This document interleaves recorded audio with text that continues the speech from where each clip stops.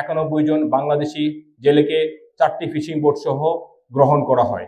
বাংলাদেশ ভারত আন্তর্জাতিক সমুদ্র সীমা সংলগ্ন ভারতীয় জলসীমায় অবৈধভাবে মৎস্য আহরণের অভিযোগে গত 16 এবং 17 ডিসেম্বর 2025 এবং 20 জানুয়ারি ও 16 ফেব্রুয়ারি 2026 ভারতীয় কোস্টগার্ড 4টি ফিশিং বোট সহ 91 জন বাংলাদেশি জেলেকে আটক করে। পরবর্তীতে পররাষ্ট্র মন্ত্রণালয়ের কূটনৈতিক প্রচেষ্টা এবং বাংলাদেশ কোস্টগার্ড ও ভারতীয় কোস্টগার্ডের পারস্পরিক সমন্বয়ের মাধ্যমে আটক জেলে ও ফিশিং বোট সহ বাংলাদেশে প্রত্যাবর্তনের সিদ্ধান্ত গৃহীত হয়।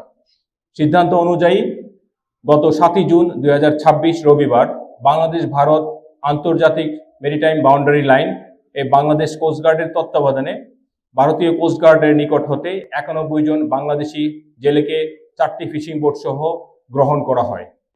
উল্লেখ্য, বাংলাদেশ ও ভারতীয় কোস্টগার্ডের মধ্যে বিদ্যমান সৌহার্দ্যপূর্ণ সম্পর্ক, পারস্পরিক সহযোগিতা এবং সমন্বয়ের ফলে এ ধরনের প্রত্যাবর্তন কার্যক্রম অধিকতর গতিশীল ও সহজতর হয়েছে। পরবর্তীতে আজ 8 জুন 2026 সোমবার সকাল 12টায় কোস্টগার্ড বেজ মংলায় জেলেদের তাদের ফিশিং বোট সহ পরিবারের সদস্যদের নিকট হস্তান্তর করা হয়। বাংলাদেশ কোস্টগার্ড ভবিষ্যতেও দেশের জেলেদের স্বার্থ সংরক্ষণ এবং সমুদ্রের নিরাপত্তা নিশ্চিতকরণের প্রয়োজনীয় কার্যক্রম অব্যাহত রাখবে। মানে আমরা যখন আমাদের বাংলাদেশ বর্ডারের কাছে আমরা কুড়ি কাছি মাছ ধরার জন্য, ওদের ওখান থেকে 20-30 টাকা ট্রলার আইসা আমাদেরকে তাড়া করে জোর করে আমাদের বাংলাদেশ বর্ডার থেকে আমাদেরকে নিয়ে গেছে। জোর করে যখন আমরা তাড়া করছি আমাদের বাংলাদেশ বর্ডারের ভিতরে যাই, 2 কিলোমিটার ভিতরে যাই, আমাদের নিজের নষ্ট হয়ে যায়।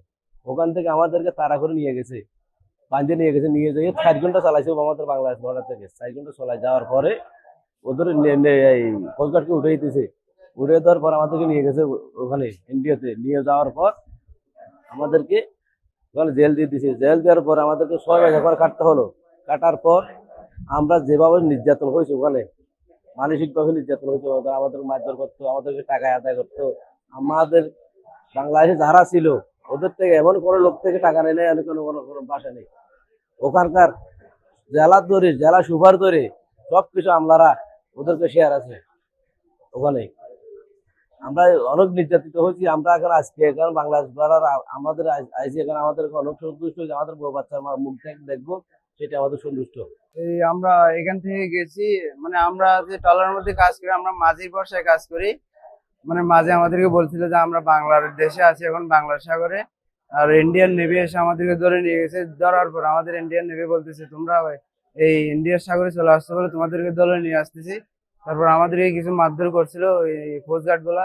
তারপর ধরে আমাদেরকে পুলিশকে দিয়ে দিয়েছে। তারপর পুলিশ থানার মধ্যে নিয়ে গিয়ে সেখানে ইয়ে করে তারপর আমাদেরকে জেলের মধ্যে ঢুকিয়ে দিয়েছে। জেলের মধ্যে আমরা অনেক কষ্টে ছিলাম, আমাদেরকে খাওয়া দাওয়া সবকিছু অনেক কষ্টের মধ্যে ছিলাম। আমরা বাংলাদেশে মাছ ধরতে বর্ডারে গেছিলাম। আমরা 89 ভারতে ছিলাম, ওটা আমাদের বাংলাদেশ সীমানা ছিল। বাংলাদেশের সীমানা থাকাকালীন ওরা একটা ক্লাইম করে ওদের কোস্টগার্ড, ভারতীয় কোস্টগার্ড একটা ট্রলার উঠছে। উঠে আমাদেরকে ট্রলার ধরে আমাদেরকে তুলে নিয়ে ওই জাহাজে তুলে দিয়েছে। জাহাজে তুলে নিয়ে গিয়ে আমাদেরকে ওই বাংলাদেশ ভারতে গিয়ে আমাদেরকে ফেজারগঞ্জ থানায় দিয়েছিল। ফেজারগঞ্জ থানা থেকে ডায়মন্ড জেলে দিয়েছিল। ওখান থেকে আবার বারাইপুর জেলে দিয়েছিল। 3 মাস 22 দিন পর আমাদেরকে রিলিজ দিয়ে আবার ওখানের কোস্টগার্ড দিয়ে ভারতের কোস্টগার্ড দিয়ে আমাদেরকে এক রাত ছিলাম ওখানে। আমাদেরকে জানুয়ারি 22 তারিখ বাংলা সরকারে 156 জন লোককে হালাত করেছে। 28 তারিখ 115 জনকে বের করে নিয়ে গেছে, আর 42 জন ওখানে রেখে দিয়েছে। আমাদের 42 জন কোনো ডকুমেন্ট পত্র যায় না। এর জন্য কেন ডকুমেন্ট পত্র যাচ্ছে না, ওটা আমাদের দাবি। কেন যাচ্ছে না, আমাদের মালিক কেন দিচ্ছে না আমাদের ডকুমেন্ট পত্রগুলো? ওই জন্য আমাদের বাড়ি ঘরে কষ্ট পাচ্ছি, আমরা কষ্ট পাচ্ছি। আমাদেরকে ওখানে বিভিন্ন রকমের কাজকর্ম করতে হচ্ছে।